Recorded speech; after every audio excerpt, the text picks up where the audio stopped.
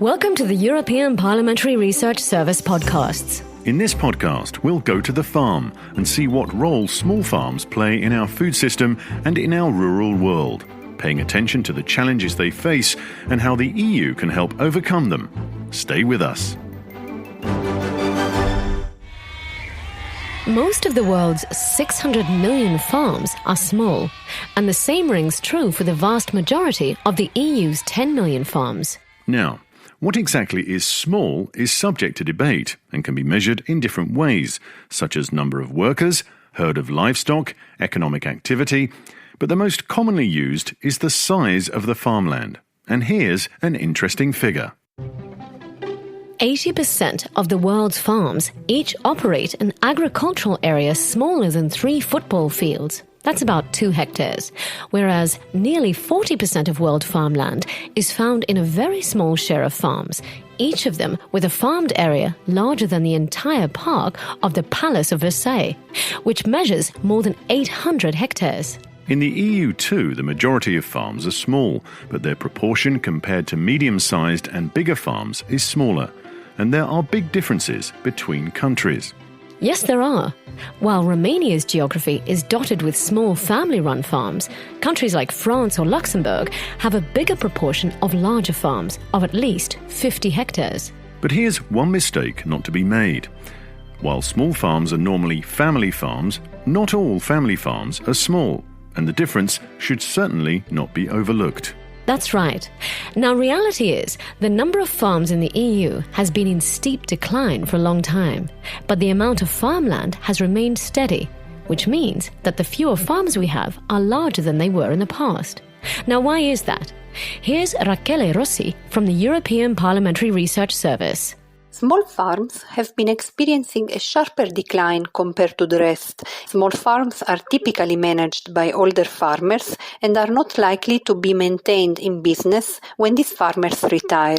Moreover, small farms face further challenges such as low income, a weak position on agricultural market, the demanding lifestyle of farm work, difficult access to financing, and difficulties taking up innovation and new technologies. Now, how much food do small farms produce? Well, in the past, it was estimated to be about 70% of global food production, but more recent studies have lowered this figure to roughly 30%. Estimates are always tricky, but there's no doubt that small farms allocate larger shares of their production to food and have a more diversified produce portfolio than larger farms. Moreover, small farms' role in food production and availability also depends on their involvement in local food systems.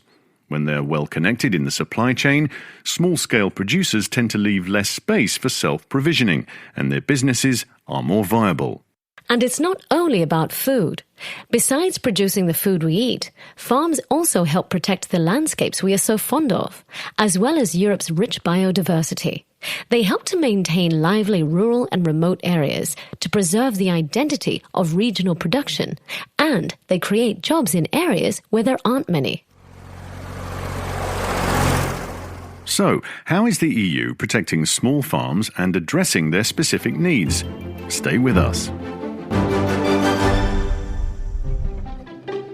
Aware of the important role they play in agriculture and rural areas, the EU's farm policy includes specific measures to address small farms' needs, for example, to modernize or to grow greener. However, most of the EU's agricultural funds go to larger farms. That's because the farm income payment is largely area-based. So, as a result, 80% of these payments go to only 20% of the farmers. But things are about to change. Yes, they are. The new farm rules that will apply as of 2023 are definitely greener and fairer. And while the green ambitions of the future common agricultural policy concern all farms, the fairer distribution of payments targets mainly small and medium-sized farms. The new cap also provides an opportunity for member states to use the flexibility offered in the development of their strategic plans to tailor measures to small farms and local conditions, and help preserve the economic, social and environmental assets that small farms bring to the EU food system. So is there a brighter future ahead for small farms? Here's Dacian Cioloș from the Committee on Agriculture and Rural Development. The European Parliament has always supported small and family farms, playing an important role in keeping social fabric of rural areas, providing employment in agriculture or in other rural activities. Small farms are also more environmentally sustainable, producing local and affordable food. Currently, the biggest challenge is to stop the decline of small farms and to attract young people to the farming sector. Truth is, small farms today are challenged in ways that make their future uncertain.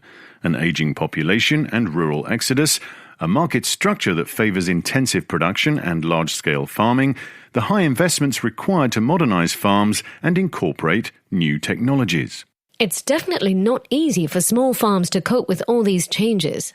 But there are things we can do to help them, such as securing better access to land, production means, funds and markets. And an important key to survival and growth is diversification. Yes, it is. And let's not forget the crucial role of indirect measures to support small farmers in rural areas, such as making sure there are schools nearby for their children, or shops, and modern high school programs to attract young farmers. So as we said earlier in this podcast, member states need to examine their local needs carefully and decide how best to use the possibilities offered by the new Common Agricultural Policy to secure a better future for small farms. Small farms would also benefit from a comprehensive food policy, evoked by the EU farm-to-fork strategy and extending beyond the CAP to tackle the weaknesses of current food production, processing and distribution systems, and move towards crucially important food system transformation. Want to know more? Check out Rachele Rossi's full policy brief on the EPRS website or in our app. This is a European Parliamentary Research Service podcast. Thanks for listening.